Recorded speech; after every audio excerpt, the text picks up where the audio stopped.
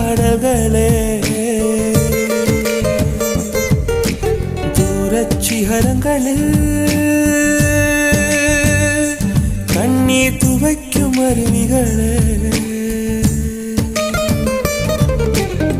இயற்கை தாயின் மடியை பிரிந்து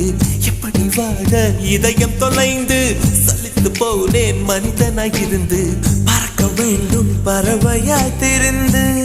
திரிந்து பறந்து பறந்து மூங்கில் காடுகளே